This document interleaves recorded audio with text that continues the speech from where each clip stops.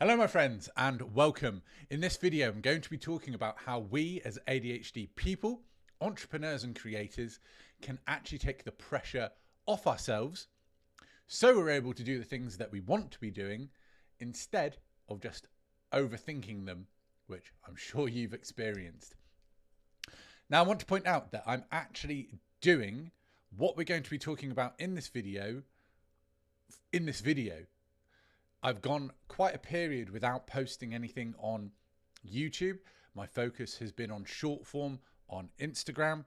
And I have to say, I've got really quite good at being able to just riff for up to a minute. And this year, I've grown from 3,000 followers to 20 even, short of 10,000 at the point of recording this video. So I'm about to hit 10K. And what better way to celebrate hitting 10K on Instagram than to start posting on YouTube again? My point being that I've had a period where I haven't done this. I could try going into something really elaborate in this video, but then there's pressure.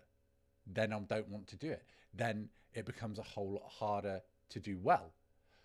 So here we are, unscripted, raw. And if you can sit in front of a camera and just riff for 10, 15, 20 minutes, that is what's going to keep you differentiated in a world of AI slop. It is what makes you human. If you can be human and talk to a camera and pass on a message to someone through the camera who's going to find it useful, that is how you are going to be separated from everyone just using AI for scripts, for their writing. Obviously I use AI as a tool, but right now you are getting my thoughts unfiltered coming from my brain through my mouth. If you can do the same, that keeps you separated and differentiated. So how are we going to take the pressure off ourselves and be able to do that? My rule in doing this, I call it the do something rule. About a year and a half ago, I'd had a period where I'd gone quiet from posting anything.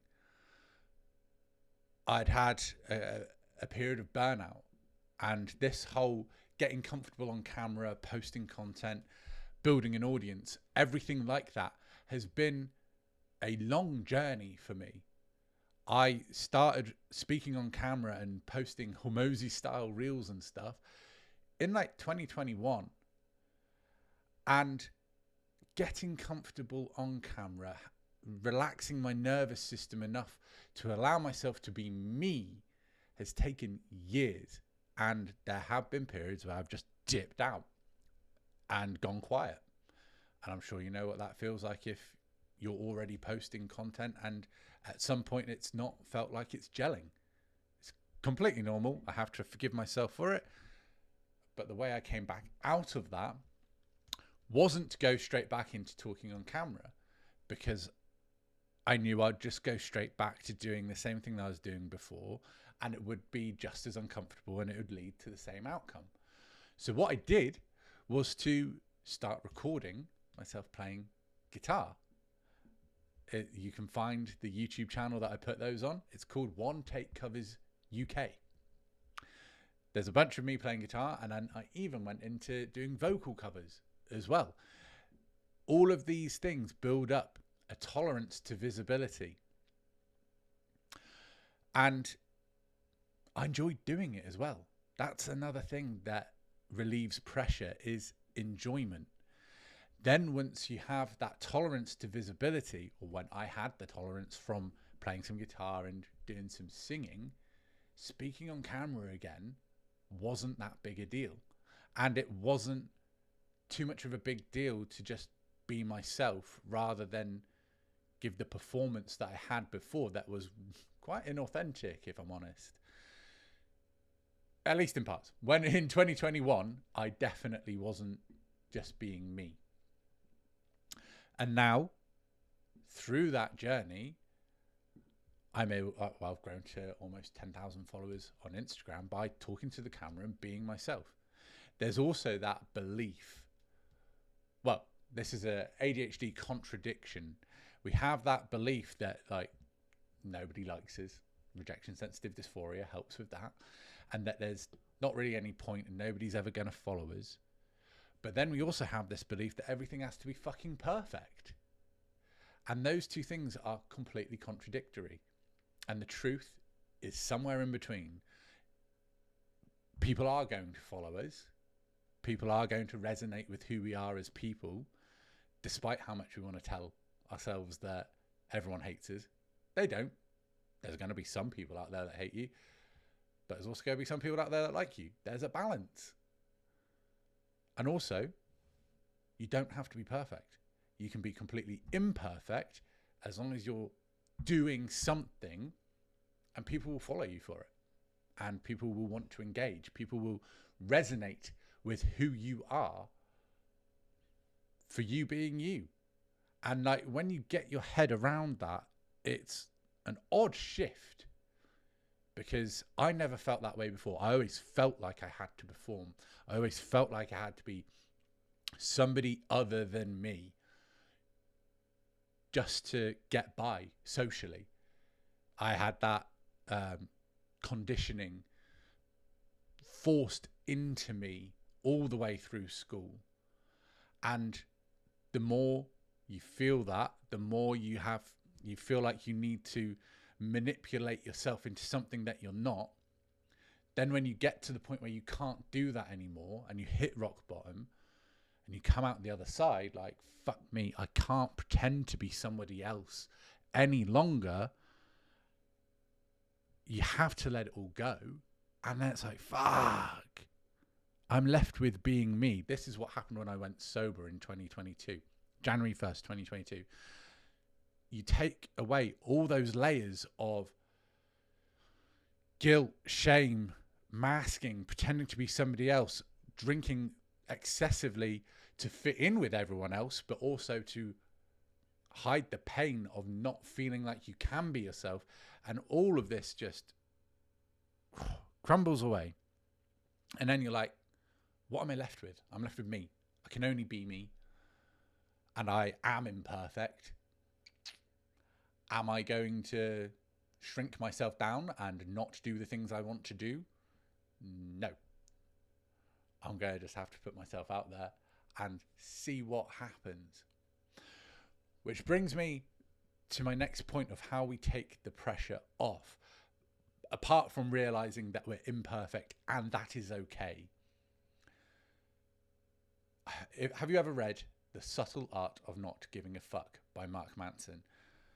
A lot of people online bash this book because it's written for men between the ages of like 30 and 40, and it's really simple. I don't know if it makes me an idiot or like just very indicative of Mark Manson knowing his target audience, but I loved it. I thought it was fantastic. There's a lot of the principles in there that he's pulled from stuff like what Tony Robbins talks about and Stoic philosophy. There's a lot of similarities in there with other things I've read, but the way that he writes it was absolutely perfect for me. Now, when you hear the title, The Subtle Art of Not Giving a Fuck, it sounds like he's instructing people to be nihilistic. It sounds like he's saying, don't care about anything. When actually, spoiler alert, if you've not read the book, turn this off now if you haven't and go and read it, or carry on listening. The point of the book isn't to not give a fuck about anything. It's literally just saying, choose what you give a fuck about. You only have a finite amount of fucks to give. Choose what you give a fuck about. Now, how does that translate into taking the pressure off us so we can actually start doing things and stop overthinking? For example, with this video that I'm shooting right now, where I'm talking off the cuff, I can choose to give a fuck about whether it performs in terms of views, whether I get clients from this, whether what I'm saying is making total sense. Funnily enough, that is something that I've worried about a lot in my life. And I think the outcome's pretty similar whether I worry about it or not. And I can care about whether or not I'm making this perfect. And I know I'm not. I'm literally just talking. I'm literally giving you my raw thoughts with a slight bit of structure. I wrote down a few points, but that is it. That's all I've got. I could choose to care about those things, it being perfect, it performing, or I can choose to get on with it. I can choose to give you my energy. And I don't say that in like a selfish way, as in I shouldn't be giving you my energy. No, I should. I want to allow things to flow from me on video. So here we are. I've chosen to give a fuck about doing the action. I am then, and this is very important when it comes to ADHD, I am then going to reap the benefits of dopamine from having completed making this video, not the dopamine from it performing well. Because I'm coming back to YouTube. I haven't posted anything in ages. It probably isn't going to perform particularly well. And I don't care. That is the subtle art of not giving a fuck. The last point I want to make in this when it comes to taking the pressure off is understanding a lot of that pressure comes from rejection sensitive dysphoria, worrying, like I said, about what people might think and what people might say if you do something like this. I used to care about that monumentally. And like I said, it's conditioning from school. Being cool will fucking kill you if you let it. It's not worth it. And being cool, being the cool kid, if that doesn't come naturally to you, if you're not the charismatic one that everyone loved without you trying, you are becoming a version of yourself that isn't you. And rejection sensitive dysphoria will mold you into that. If you're at all extroverted, if you're at all introverted, it will mold you into a fucking shell of a human. The way around that is to understand that rejection sensitive dysphoria is not a part of ADHD that makes it a disability. It doesn't come up on the assessment. It fucking sucks. It does exist. It's something that we experience, but it is something that can be worked on without medication. The way to work on it is through exposure. Everyone experiences rejection at some point or another, and nobody likes it. It hurts for us more, but that means we have to build up more of a tolerance to it.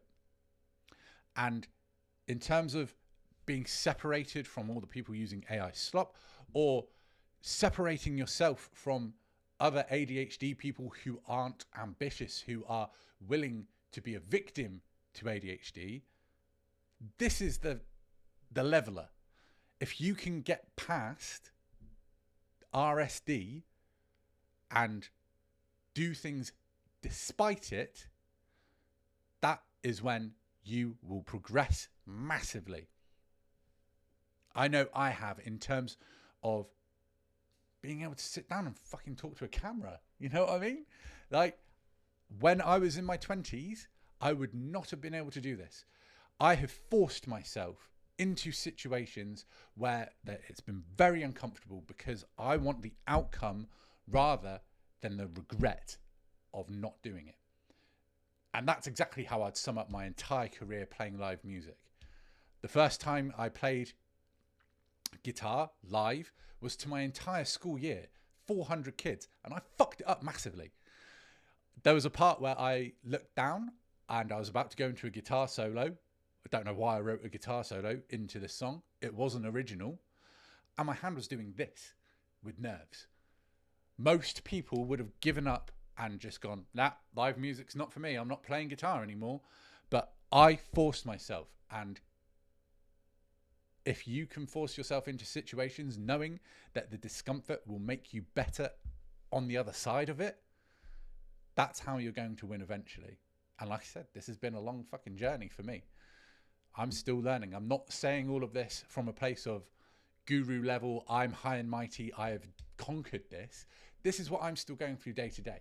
That being said, if you're an ADHD entrepreneur or creator and you want to walk this path with someone who's been there, me, I do work with a few people each month. Go to my Instagram and send me the word mentor, and I'll send you details of how we could work together. But apart from that, hopefully this video has shown you that you can take the pressure off yourself and that you do not have to be perfect. You just have to do something. I hope this helps. I'll see you on the next one, and I'm not going to leave such a gap until that next one comes out. Peace.